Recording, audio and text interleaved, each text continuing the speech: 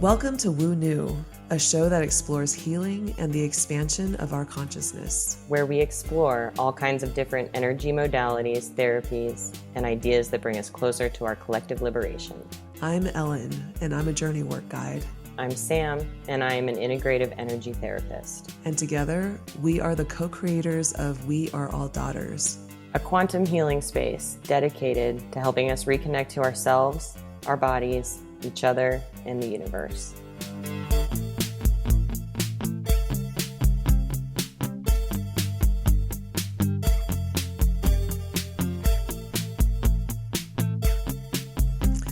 All right.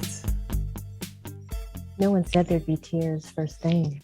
I know. I was super emotional yesterday, too. It is this, oh man, I think as we're inching towards the full moon, I just felt so much energy around my back. It was just like, it's almost like it felt like this, I don't know, it is a cocoon, but I still feel them here. Like it's just a lot of tingling around my back, and I just feel so much love here. And I definitely want to like start this whole conversation with this reflection on this meditation that just connected our energies. Like, wow, it just is like a testament to me that there's so much power that surrounds us, and there's so much love and abundance that surrounds each of us. And when we come together, it's nothing short of just powerful. And I don't have words for it. And I've recently just feeling like there are no words to describe the things that we're experiencing right now. It just has to be felt. So I'm just really grateful for both of you guys and being able to start this morning off like this with this conversation. Too. Feels beautiful. I'm really, really, really grateful to be introducing Yolanda Lewis today on Woo New. She is a dear friend. She is also the founder and creator of Trinity Holistic Hypnosis. And Sam and I know Yolanda because she has been coming to our moon circles and coming to some of my breath work, kind of like really in the very beginning when we started doing all this back in 2020. She is a hypnotherapist now and a Reiki master. And we're just so excited to be able to have this conversation with somebody from our community who has really found her path and is a seeker just like we are, and is just really open to exploring the mysteries of the universe alongside us. And I think this is a conversation that is going to be so potent because so many of you out there listening are also finding your path and answering the call and, you know, going through spiritual awakenings every day, you know, like moment by moment. And so I'm just so grateful for this conversation right now, because I think what I keep on hearing is it's permission. I think this conversation is permission to explore, permission to feel into the unknown and the darkness and the sometimes scary places, to find our way through together. And so welcome, Yolanda. We're just so grateful to have you here with us. Thank you so much. It's such an honor to be here with both of you.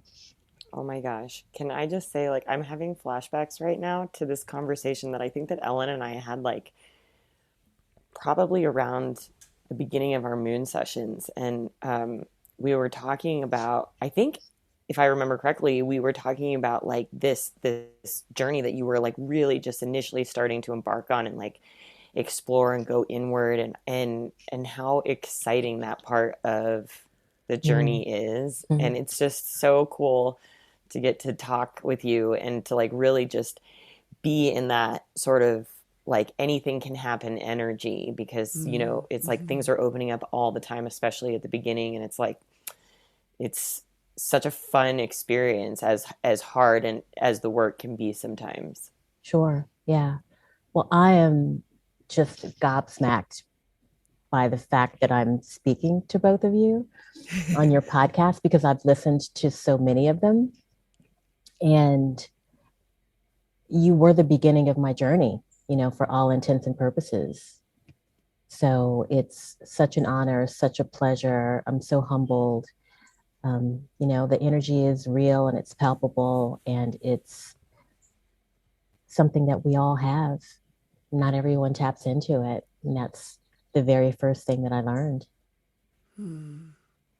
Yeah, and what I really love about sort of what you've been called to, especially, is that really early on in our journeys, Ellen and I um, started working with hypnotherapy as well, and I found it like the most incredible modality. And Yeah.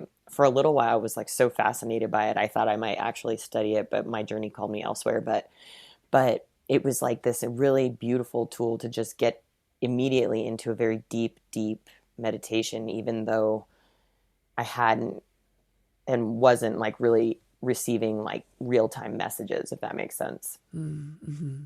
Same. Yeah, I remember your two podcasts on hypnotherapy. As a matter of fact, that is what inspired my journey. Um, I remember that you spoke with Kat. Yes. Uh-huh. I Uh-huh. don't remember the name of the other woman, but I was so inspired by what information she was able to get and the feelings that she was able to elicit. And to the other person that I don't recall their name, I remember them saying that um, she could help people access doors that they couldn't open before. Mm-hmm. And in that moment, I thought, huh, I don't remember much of my childhood. I wonder what's behind those doors. Wow. Let me Wow. seek her out so that I can, open those doors up.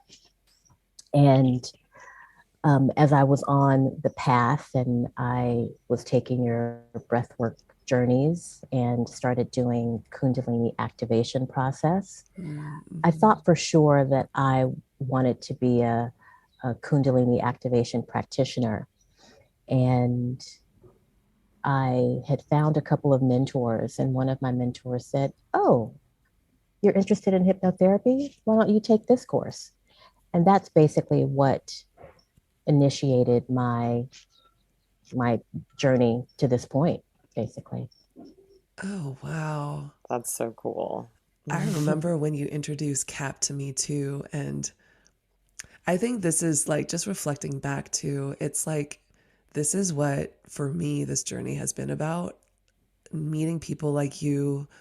And we're all in these various like places on our journey, and I don't want to ever even say that our journey just starts when we start to like consciously seek. It really Sure. starts way before, right? Yeah. But like once you become conscious of like, oh wow, I want to learn more and I want to know about this stuff, it becomes this sort of reciprocal kind of back and forth nourishing and feeding of one another, you know? Yes. And I just remember back in 2020, like I had even forgotten, Yolanda, that it was our esthetician Anna and friend who introduced us. Like I totally, that completely like fell out of my memory, until you just recently reminded me of that. And so it's just so beautiful the way these people kind of bring us together in Mm-hmm. these very unexpected ways, and these are very, how do I even say it? It's like, they're not the circles that are necessarily, within the spiritual community, so to speak, right? It's like just these very beautifully positioned people within our lives that we love and that love us. And they kind of make these introductions and bring us into community. And then we start walking together. And whether you are facilitating and receiving, it doesn't even matter because you end up co supporting one another. It becomes this sort of beautiful reciprocation if you're open to it, and Yeah. when you brought me into CAP, I was like, what is this? What is this CAP, Kundalini facilitate or Kundalini activation Activation. process? Mm-hmm. Yeah. And like slowly as I explored that with you, and you had been doing it for months at that time, and I was like listening to your stories about how your body would move and the kundalini was like working with you, And for me, I was like, I don't feel that yet. Like it, what is it pointed me to the blockages within me. And Mm-hmm. now I'm going through like sexual trauma healing and things like that, which I know is directly related to Kundalini energy and the ability for that to kind of flow within me. But I'd love to kind of go back and let's go back to wherever, maybe it's not 2020 for you, maybe it's even before, but what even started you off on seeking and becoming conscious of energy and wanting to know more? I think about this a lot. Um, I was raised in a very Christian household. My maternal and paternal family are from Texas, Mm, and both sides go to a church called AME Church, the African Methodist Episcopal Church. So as I was growing up, I went to church on Sunday. I went to choir practice on Thursday. I went to Bible school on Wednesday. And it just wasn't really for me. mm, mm. And by the time I was of age and had my own car, I would tell my mother, "Oh, I'll meet you at church," and just not go. And then when I went to college, I studied world religions. And I just didn't buy into the hellstone, the fire and the brimstone, actually, uh, the damnation of all of it, the heaven and hell of all of it. Mm, So I mhm, thought, there has to be another way. If only Christians are going to heaven, what are other religions doing? Is everyone else just condemned? mhm, And that just started my journey as a seeker. And there was also this one time, I think I must have been in my early teens, maybe 12, 13, and I had a calligraphy set. And I wanted to make this beautiful calligraphy poster. And I ultimately wrote, we are spiritual beings going through a human journey. I don't remember the quote exactly, but I think about that often because it's always been in the background mm, of my being. Mm-hmm. And I just didn't understand what was happening, being, we're all, I don't want to say victims, but we're all results of our conditioning and our patterning and our culture. And, thinking about spirits just wasn't okay in a very Christian household. There's, the Trinity, the Father, the Son, and the Holy Ghost. And those are the spirits that you can think about. right. So that was always puzzling for me. And I was very happy to seek outside of that. So it's always been in me. Mm, And I'm very curious also. I'm so curious. I do a thing called leaning into the curiosity. And I go, I wonder what that's all about. And I just look at it, go for it, think about it, research it. And that leads to some really interesting places. Yeah, I love that process of discovery. I could get lost in that for weeks, months sometimes. Like Oh, I yeah. remember especially when we started our journey, I read probably like 40 books about quantum physics and energy and I was like, this is the craziest thing I've ever learned. Yes. Yeah. That too. Watching PBS on Saturday and watching all of those shows about quantum science and, you know, just seeking things that were outside of my very small world. It was always something that I was into. Wow. I always find it to be so interesting. Like so many of us have kind of started with that religious past. And for me, I know that like part of this journey has been to heal a lot of the conditioning and programming from religion. Mm-hmm. It's so woven into that, like the sort of oppressive, very the suppression of the female and feminine spirit, all of that stuff. And so I'm curious if, as you were going through this journey of seeking, if you have found that that has been also your path, like if there was healing that needed to happen there as well, that kind of led you down to even begin to look at other stuff, like I know it just sits wrong with you when you hear about, damnation and all that kind of stuff. But I think for me, it took me a really long time, like really all the way up until last year to really understand, or maybe, sorry, 2020, that this is not right, or it doesn't feel good to me. That's such a big question because it's only in the last, I would say, 6 months or so that I understand a larger part of that. The personality that I have is not who I am. The Mm-hmm. personality that I have is a result of the conditioning, the patterning, the trauma, and the trauma comes from the greater society as a whole. And there's so much that goes into it, from the chemical warfare that's being launched against us on a daily basis through our food, through our Mm-hmm. water, through what we inhale, also including what we watch, what we listen to, the frequencies that we hear in music, the exhausts from airplanes and helicopters. There's so much, and it leaves me speechless sometimes. Yeah. Mm-hmm. And when that started to come into my awareness, I thought, okay, well, wow, this is a bigger job than I thought. Yeah. You think that it's just a few bad people or a few people that have had traumas in your immediate circle, but when you think about it being the world at large, it's a much bigger thing. Yeah. And what that caused me to do was to, when I have my meditation in the morning, I connect my heart to the mother and the father.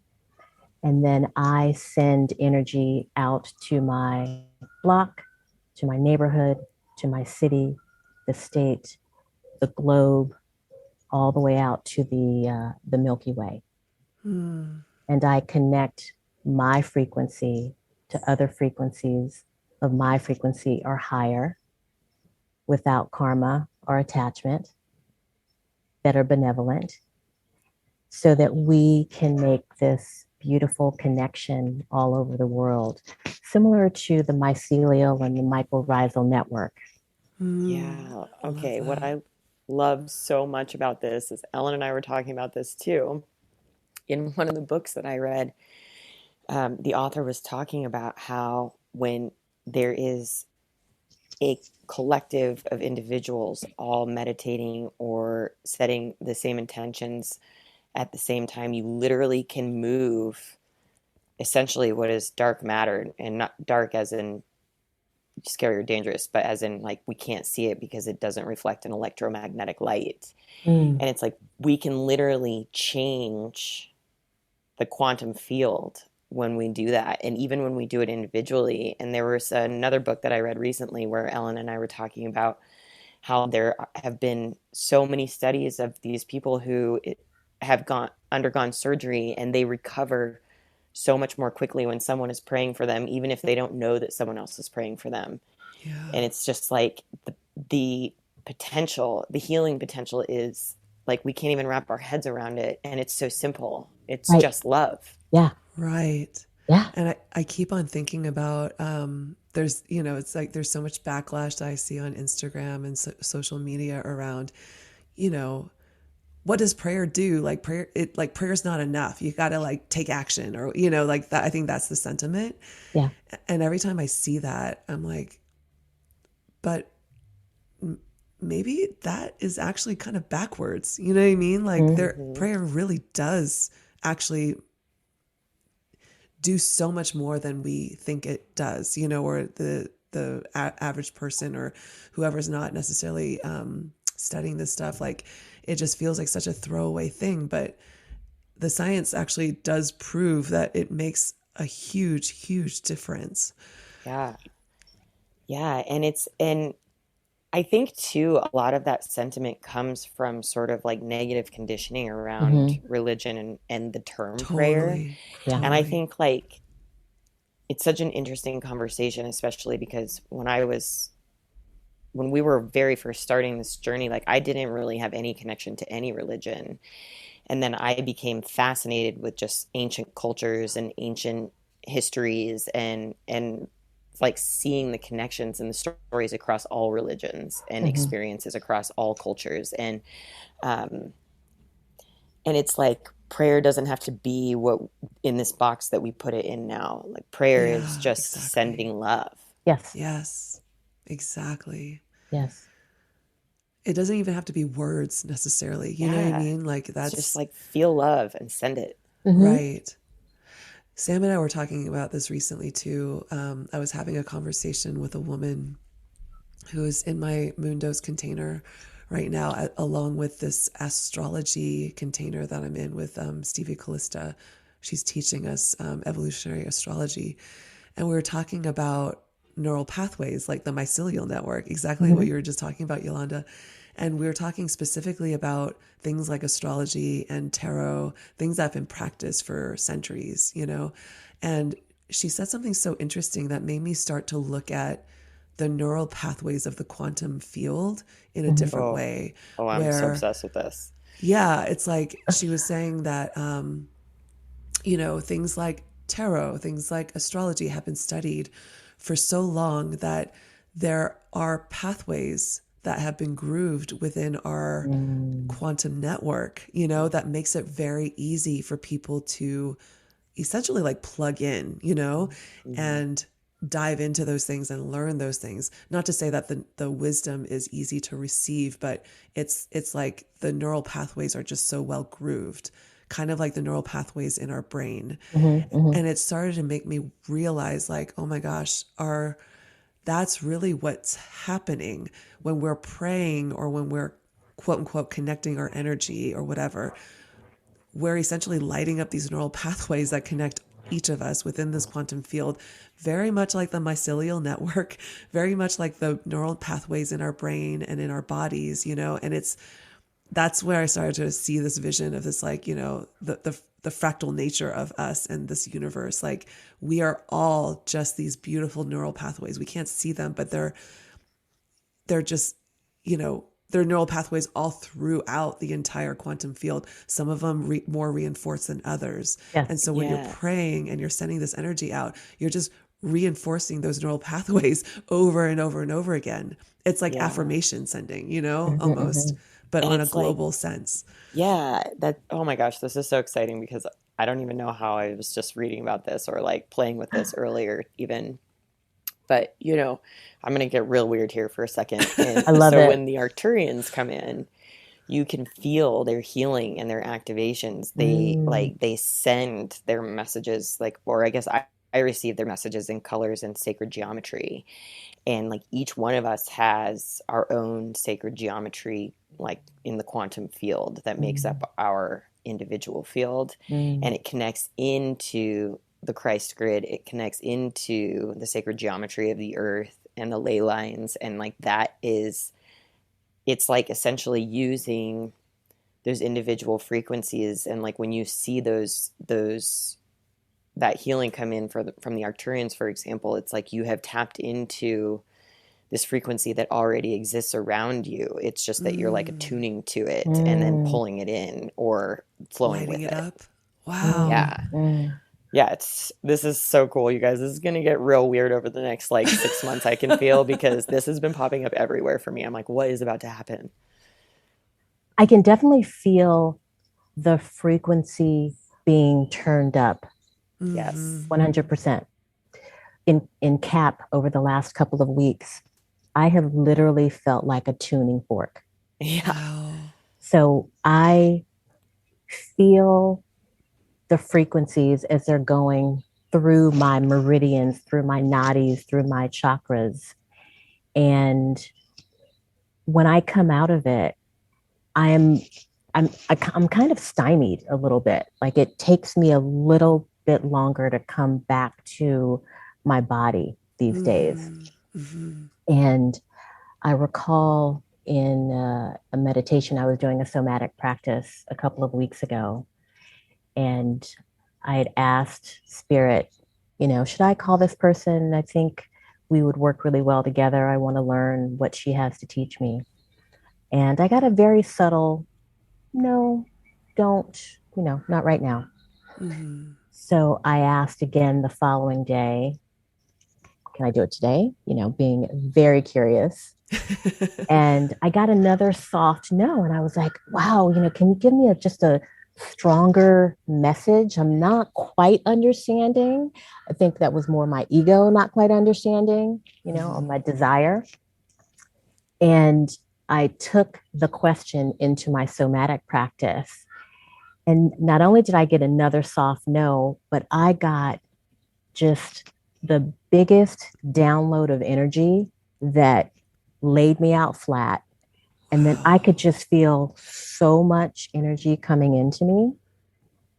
I thought, oh, okay. All right. I get it. I get it now. All right. You've got other plans for me. Not right now for that. And that energy lasted two days, to the point that when I woke up the next day, everything looked different. And I had trouble walking. I felt like I was just a brand new baby giraffe that was learning how to walk for the first time. So these frequencies are definitely coming in. And I think for those that are open to them and that are curious about them, it's really life-changing. Can I just point out something that you said? Like, I think this idea of being open to them and receiving them is sometimes the most difficult thing. Yes. And I love, just to reflect back to you, like, I love how truly open you are. And I do think it stems from your curiosity, like this desire, this seeking desire, wanting to know, wanting to understand, wanting to learn. But at the same time, you're also kind of like, guide me, lead me, show me, and you're asking the questions and you're not trying to figure it out yourself. You are literally bringing, whatever you want to call it, your guides, the universe, source, you're bringing them into conversation with you and dialoguing with them rather than like really trying to figure it out yourself, like where you should go. And I think that's a trap that a lot of us fall in. And I think this is why, like, when I kind of look at your path from like a 10,000-foot view, it's led you in such a beautiful way because you're just so open to it. You're so open to the energy and to the currents and allowing the currents to kind of take you where you need to go without your ego saying, no, I know. You know what I mean? Yeah. That's what makes you so powerful. Yeah. I think it's really incredible. Yeah, it's been interesting for me to be surrendered to that state, to this person that I've become, to this being, to this vibrational being, and understanding that the will that I used in my previous life was only mentalizing and very Western. The fake it till you make it kind of a thing. Right. And I have to figure this out. That was my big thing. I have to figure this out. And now, as I've surrendered more and more and understood that I am not my personality, I am not my profession, that I am a spirit that has existed for a very long time, and that I've been guided from one life to another and being guided in this life. And then leaning more into the co-creation of it Mm. and just letting it happen and not understanding what could happen in the next 3 minutes, 30 minutes, Right. Yeah. 30 years. That's a very different way to look at life than the way I was living before. Can I ask you a very practical question? Sure. Because I think this is someplace that I oftentimes find myself mentally, and I'm still trying to figure it out too. And I don't know if I ever will, but it's like everything you said, I feel so deeply in my body, Mm-hmm. that this is the way we are kind of meant to be in relationship with the divine. Mm-hmm. And this is what we were made to do, like this is how we were meant to walk Yes. with each other and with Yeah. the earth and with the Yeah. divine. And so when the the 3D components, let's say, like kind of get in the way, like the money, the finances, the practicality of being on this earth and being in this body, needing resources and stuff like that, I'm so curious like how you have bridged that line and made it like, yeah, I guess that's the best question. Like Okay. how do you deal with the 3D in relationship with this is how we are meant to be? Because I think that sort of that tension is always where I feel Yeah, that's myself hit huge. up, you know? Sure. Sure. Just moment by moment and breath by breath, quite honestly. Mm, I still am very solidly living in the 3D. I have a 9 to 5 that I go to, and every day I deal with that, but yeah. I'm using it just as a school, as Earth School, Uh, and using energy and frequencies to bend time mm, so that what comes to me is for me and that I just get out of the way. So, perfect example, client calls, they're a little agitated because someone else that they dealt with is a little agitated, and so on and so on and so on. And I have an opportunity in that moment to either become agitated with them, mm-hmm. to take a deep breath, know that it has nothing to do with me, even though it's coming towards me, and just surrender to whatever it is that needs to happen because it's not personal. Mm-hmm. Mm-hmm. And there are moments when I think, wow, I would really love to not do this anymore.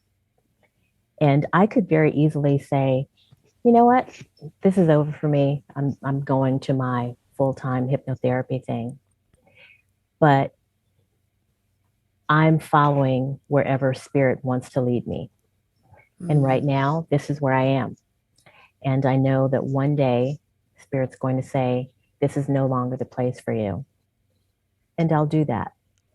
But until then, I'm just kind of living in that moment by moment existence. And things do happen, but I'm just using it as a school. Man, you're so wise.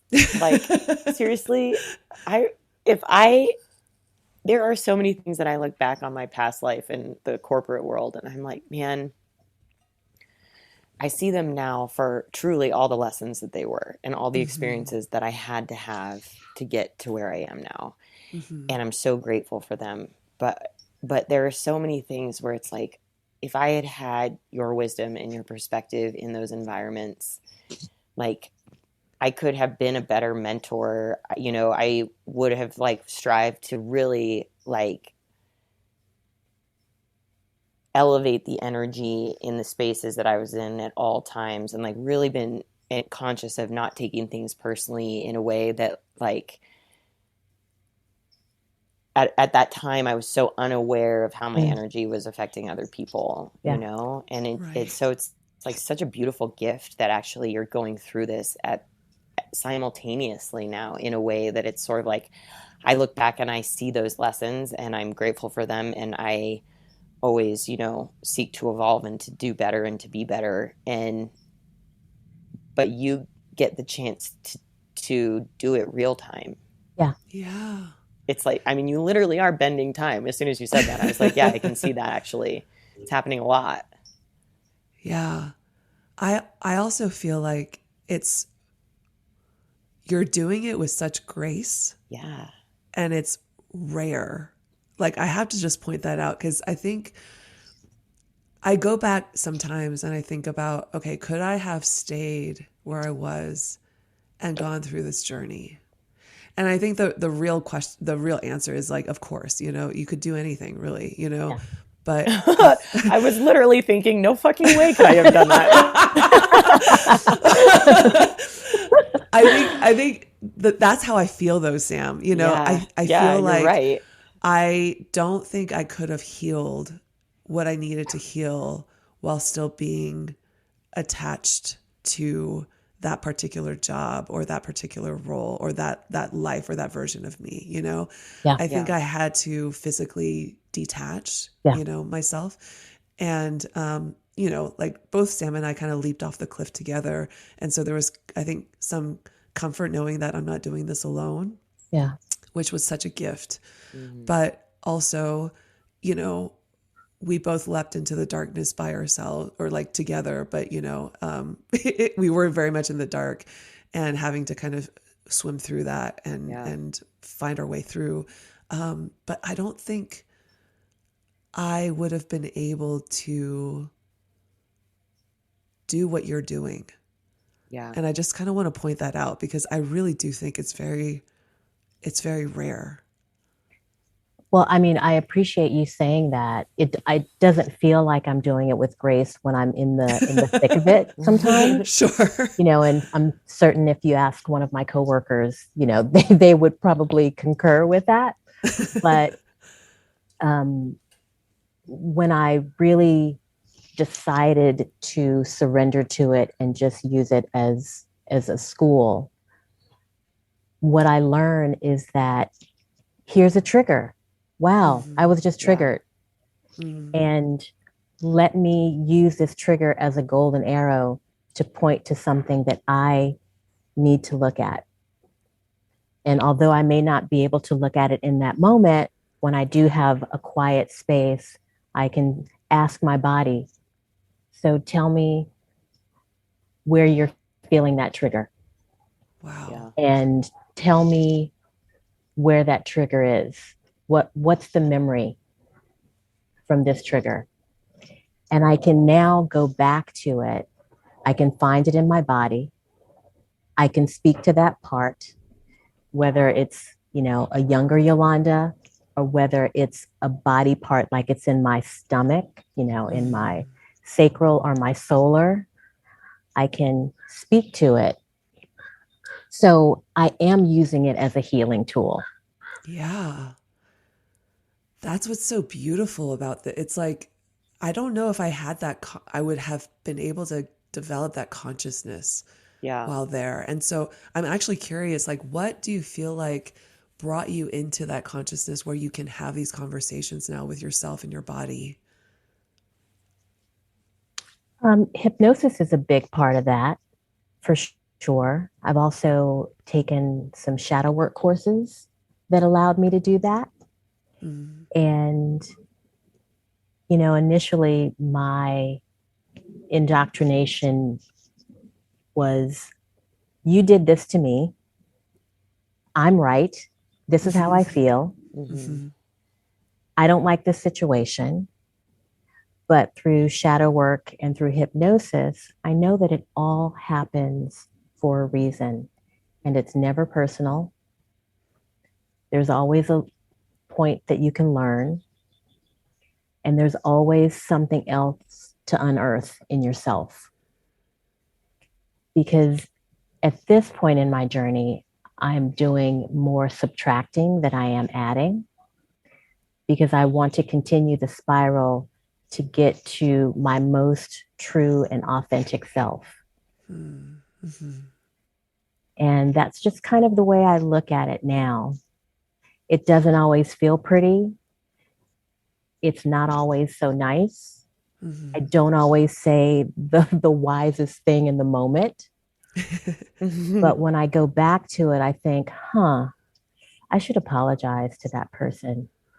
That I was definitely triggered. They were triggered too, Mm-hmm. Mm-hmm. but I'm responsible for the energy that I bring in the room. Right. Wow. So yeah, it's a process. Yeah.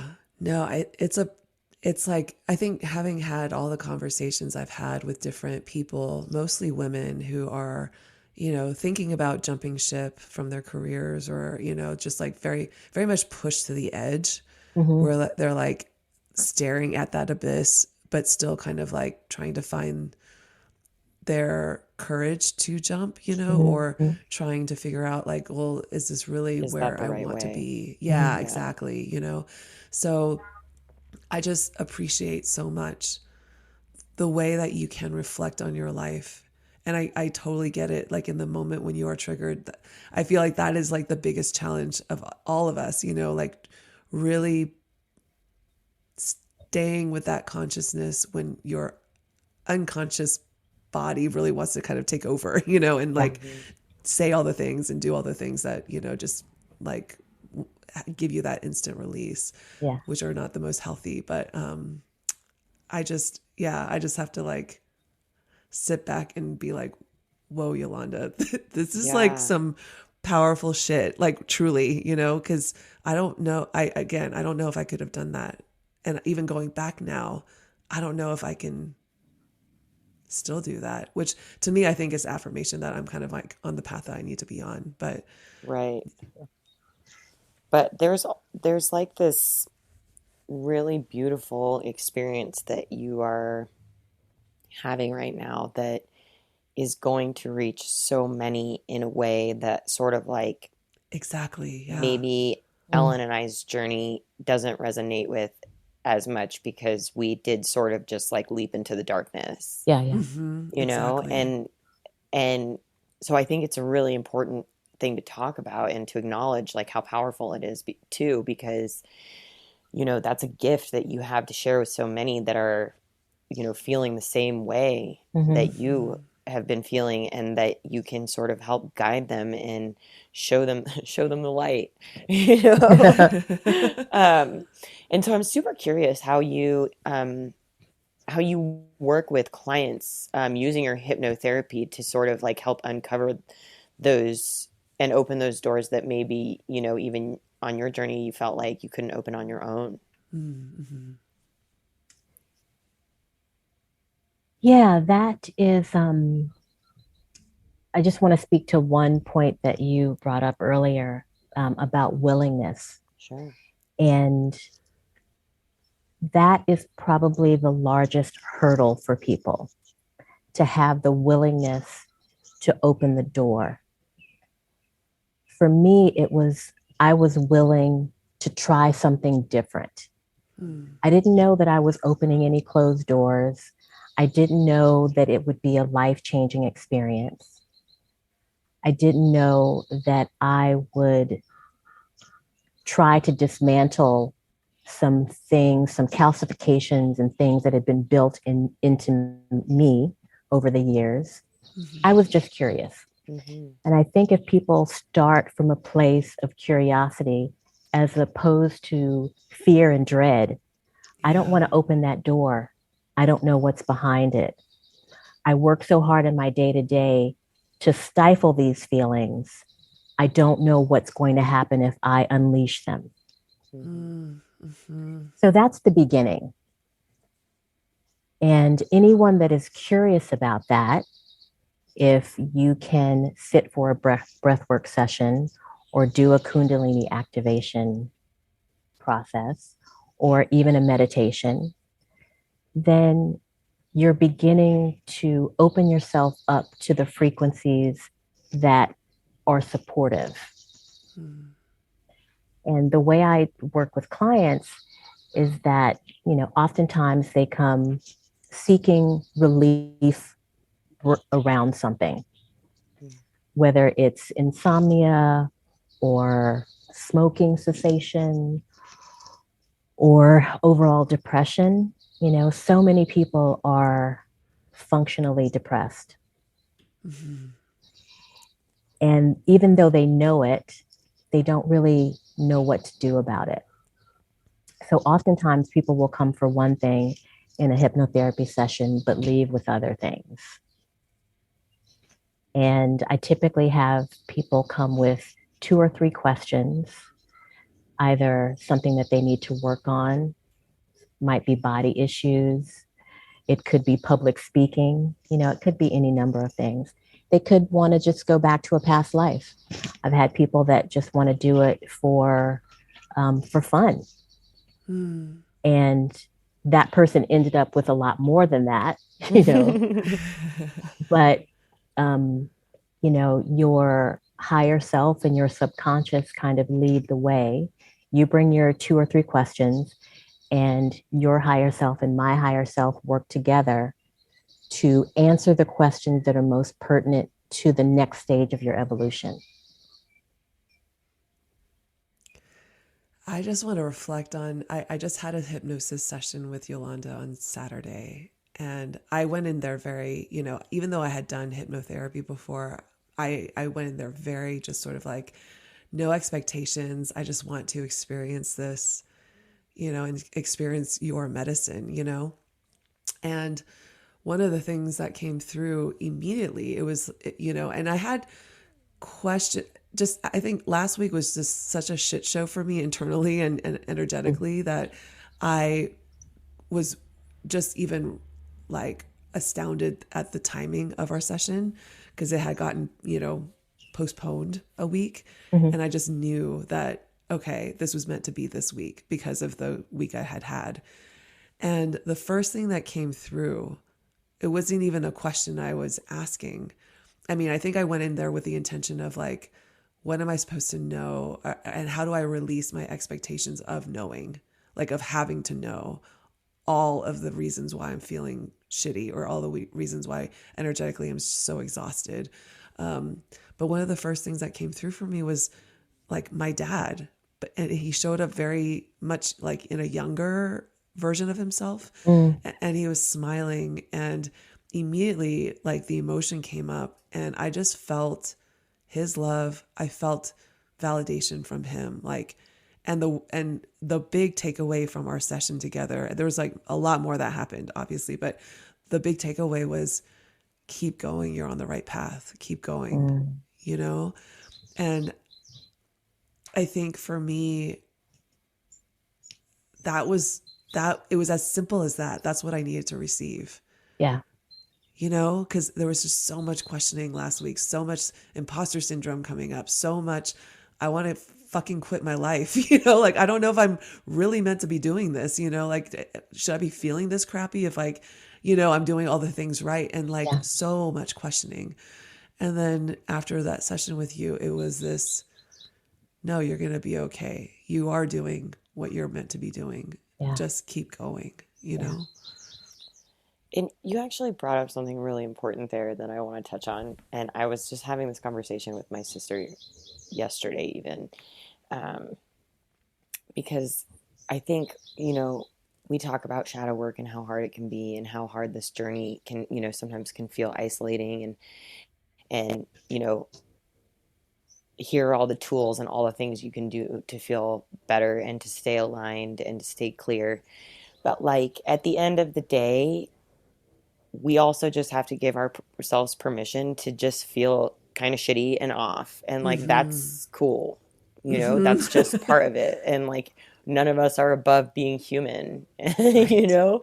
Right. And like really just grant that permission for ourselves. And it's like the tools are there, you know, even I feel like this came up in one of our healing circles recently. It's like if the tools aren't working, there's a reason that they're not working. Mm-hmm. Like you Mm-hmm. just allow yourself to rest, to be, and to just like lay down that energetic load, because Mm-hmm. even, you know, sometimes it's like we use those as ways to take on more rather than Mm. to just process and integrate. Yes, exactly. And sometimes you're right. You're just meant to go through these currents and just be where you're at.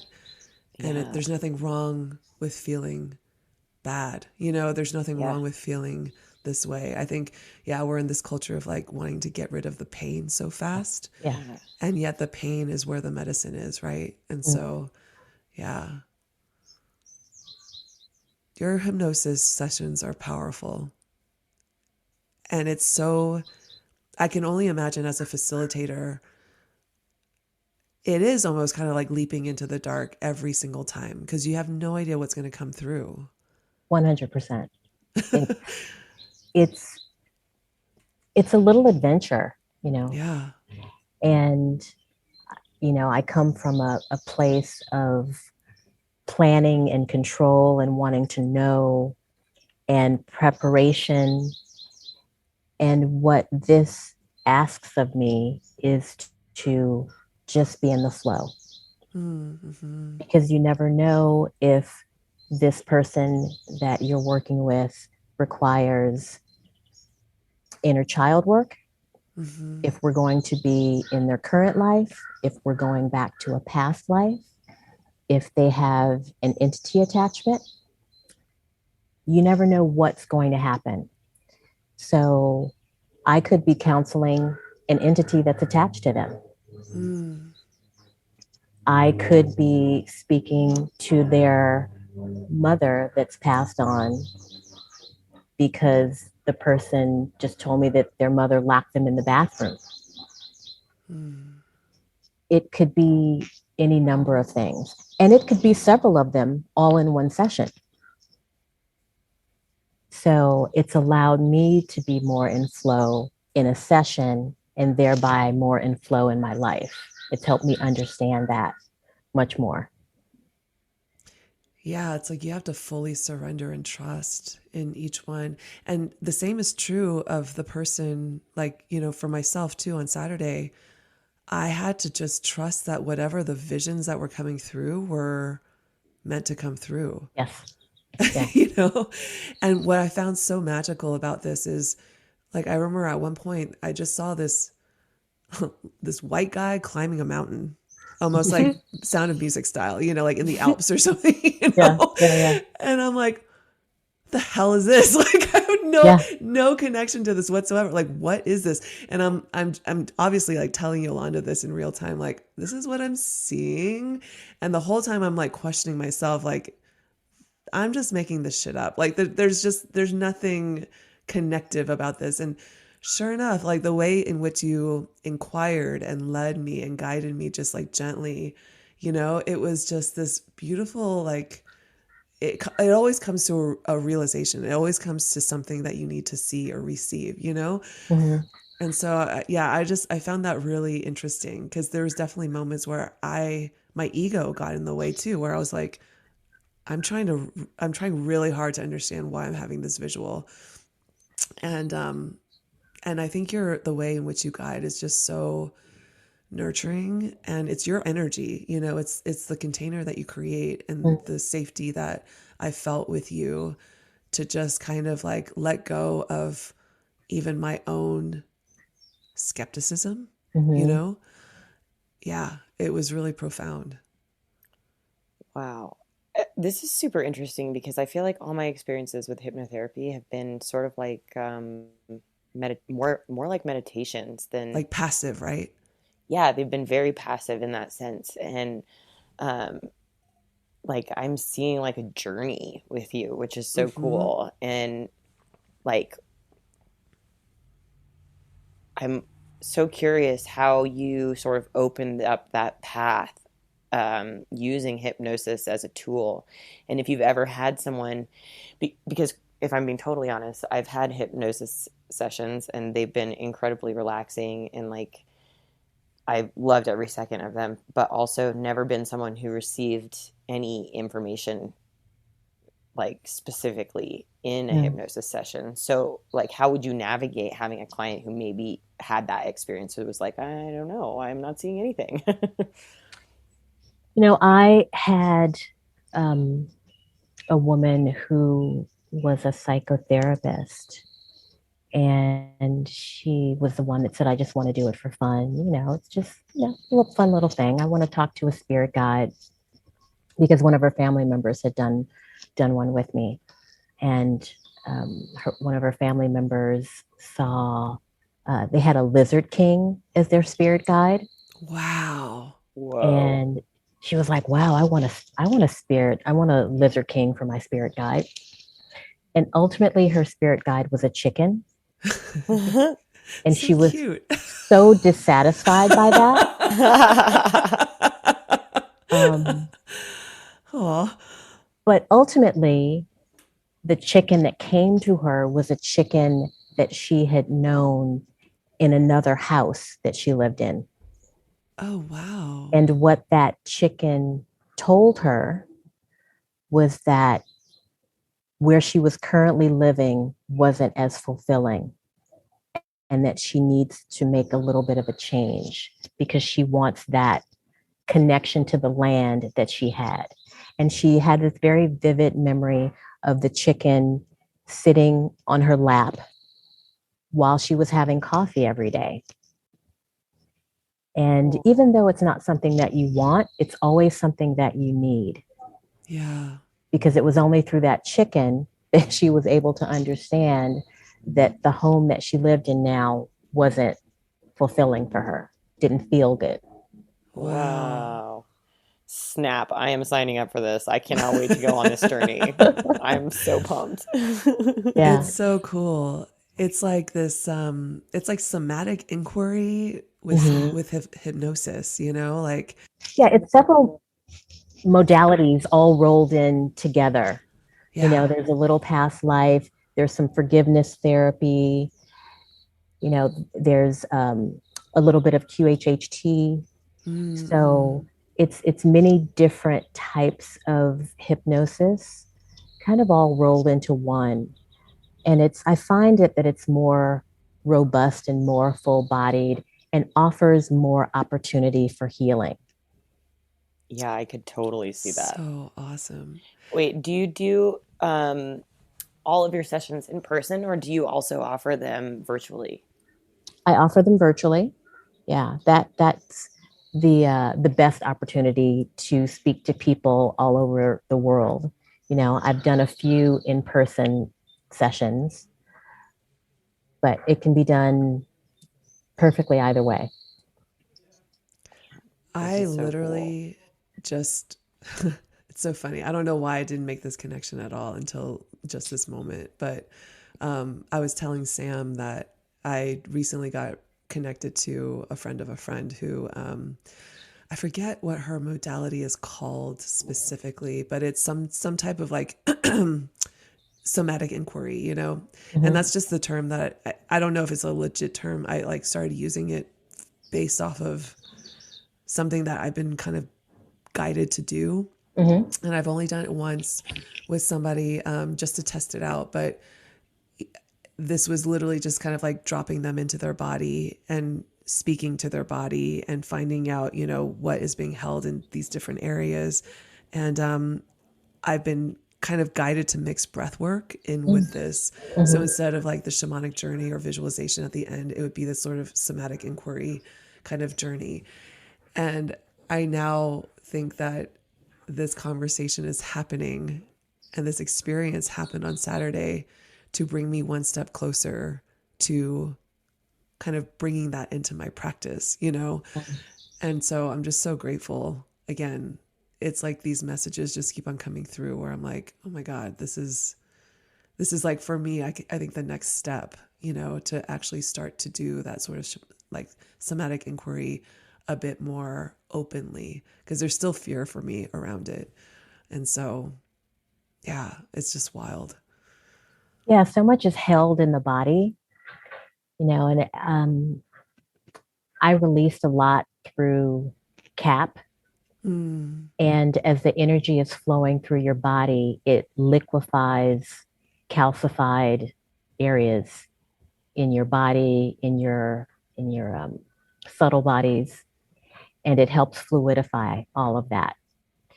And as I understood more, I knew that I needed to get things out of my body, and that would be key to making space so that more spirit I could inhabit more spirit. mm. And I've been very lucky. I've always selected, luck probably has nothing to do with it. I've been guided to different practitioners that could show me how to do these things very safely. Mm-hmm. And I wasn't as discerning in the beginning as I am now, but I was very blessed to find you, very blessed to find Cap, and also very blessed to find a person that I do somatic work with, and also blessed to find, introspective hypnosis. And all of these things worked together so beautifully to help unearth things in my body that I frankly had no idea were there. Yeah. And I went through a period of, when I started this somatic class, I went through a period of, I think it was about 6 weeks. I had trauma shakes for 6 weeks in a row, 3 days a week. Wow.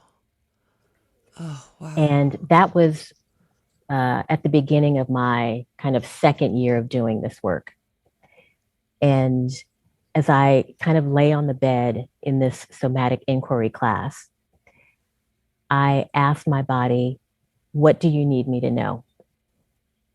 And I got these flashes of images, and something said, you've never felt safe in your body. Whoa. And after, doing all that somatic work and lying there still, my head started to nod. Then it just moved all the way down my neck, my legs, my torso. I just started to shake uncontrollably. Wow. And I knew what was happening because I had had hints of it and I wasn't afraid of it. And I could feel my body start to tense. And I just said in that moment, what would happen if I completely let go and just let it happen? And I shook, I don't know, maybe 5 minutes or so. And from that moment on, every time I would do CAP or breath work or something, I would go through these trauma shakes. And what that just told me was I now felt safe enough in my body. My body now felt safe enough to release this trauma. Wow. And people don't understand that it's in their fascia, it's in their marrow, it's in their bones, it's in in the their vagus muscles, nerve. it's in the Yeah. vagus nerve. That's the other big key. Because I Yeah. think I also was breathing and kind of vagal toning, humming all the way down, from the top of my head to my toes, and letting my body feel that. And that opened the door. Yeah, this reminds me so much of, there's a gentleman who was a psychotherapist and like a PTSD and focused on PTSD, and he was going into war-torn countries, and he was like, this doesn't, like, this kind of psychotherapy is not going to work for them. Like, they are living with this every single day. And he discovered a connection through tremors, like through like giving people very simple breathing and like poses to hold. They would force their body into sort of like a tremor release that would shake loose and clear all of the trauma that lives in the vagus nerve from like being exposed to war. Yeah. And it's like, this is so powerful. We have no idea, even, like, we underestimate it so much. It's true, yeah. What's coming up for me now too is almost kind of like it's not the opposite of this, but I was having this conversation with the same woman about the neural pathways in the quantum field, and she was talking about a woman that she had studied with who was essentially doing movement-based therapy. She may have been a dancer even, but what she was coming to realize was that through these specific dances, and I think she studied different traditional dances across different cultures. And what she was kind of noting or realizing was that there are codes coded into the movements themselves within the body.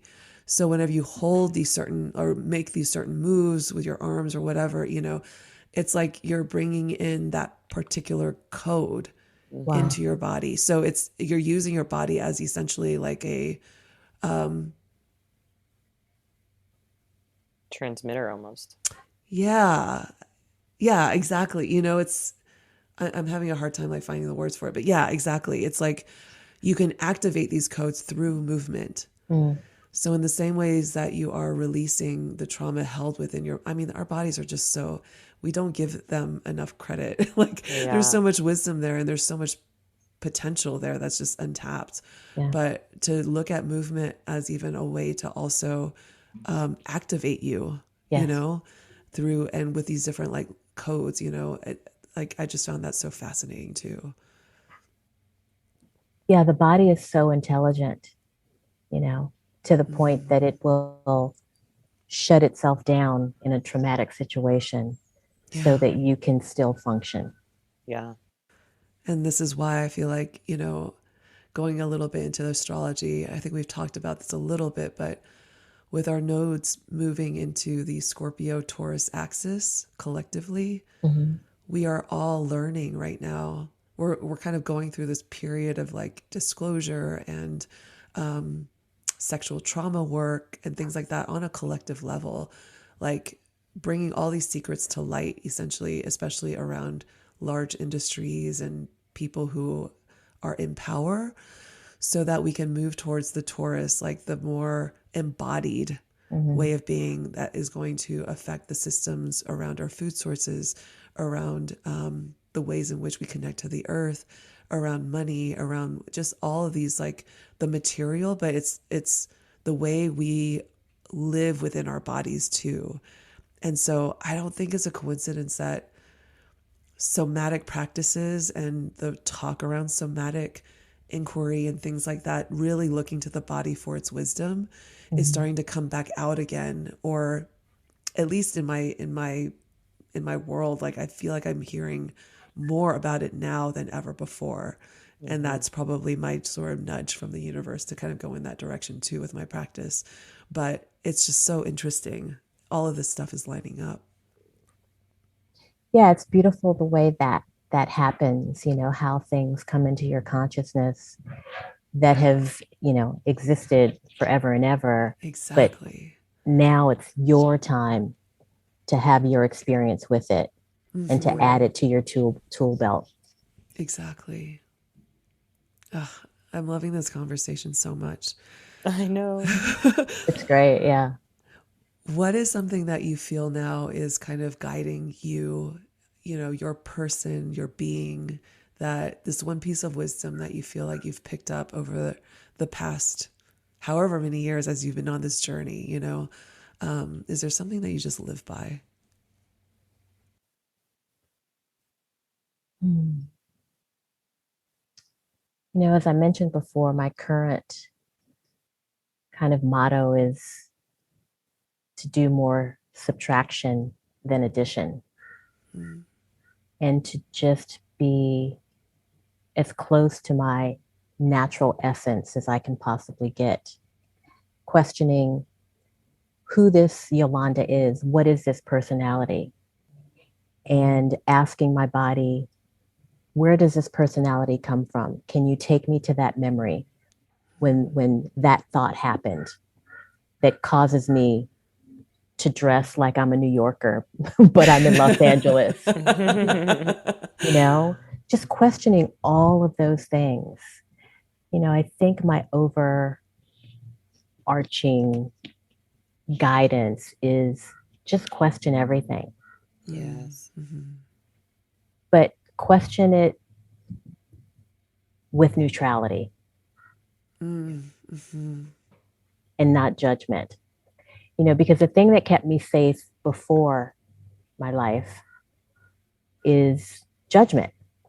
This Right. feels good. This doesn't feel good. That person doesn't feel good. Why don't they feel good? Are you sure they don't feel good? Or are you just thinking they don't feel good? What is that gut instinct? I don't know. Oh, they're fine. Mhm. But, you know, a year or two later, they Yeah, weren't and then you're fine. like, turns out universe says wasn't fine. Yeah. Yeah. So turning the judgment all the way down, if you can, as far down as you can take it, to just questioning everything with neutrality.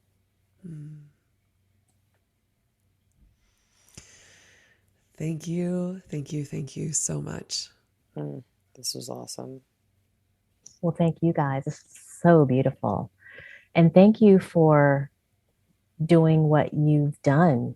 You know, you were definitely the portal for me into spirituality, self-questioning, all things energy. You know, that's exactly where I started with all things energy.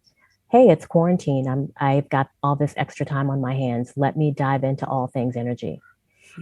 And you were the very first person that showed me how to do it with love and humility. And your circles were so loving. And Sam, your Reiki, I never wanted to be a Reiki master. I thought, oh, that's nice. Me neither. Isn't that funny? Yeah. But it's so life altering. What you guys do is so life altering and so life changing. And thank you for leading the way. Thank you. Thank you so much for just seeing us and validating us. My heart's so filled with love right now. I know I think this is really, to me, the big takeaway and lesson for me is that it doesn't matter where you are on your journey. You absolutely, you and your energy, your frequency affect other people. Yes. You know, and I think I saw this recently, and I was even talking to a friend about this yesterday. Like this idea that you're not ready to step out yet, Yes. this idea that you need to know more, it's like a tool of the oppressor. And I think if we can all just honor where we're at every single moment and know that where we're at is still helping and supporting and, you know, just changing lives, I think all of us would be definitely so much more brave also to kind of do all the things that we, you know, are dreaming about doing. Yeah. Agreed. And so thank you. Thank you so much for saying that, Yolanda. It means truly like the world. Well, thank you for being there for me and for countless others. You guys have no idea of the impact that you make on a daily basis. Yeah, I cannot wait to sign up for one of your sessions. This is going to be amazing. I'm so excited. Yeah, I would love to do one for you. I can't wait to see also how your journey continues to unfold, and we should definitely, I feel like we need to do sort of like a where are they now, like in a year or two. Oh, I just love because that. Yeah, it's like I just feel like this is really what this is about. It's not about like, you know, I'm 20 years into my journey and here's all the things I've learned or whatever. You know, I feel like these stories to me are so potent because it is permission. Like the word keeps on coming back. It's permission for all of us, myself included, to like do the things that I feel like I'm being called to do. So I can't. And we all have that permission, you know, the permission to be our fullest selves. We need to give ourselves that permission on a daily basis. Yes. 100%. Great. Thank you. Thank you, ladies.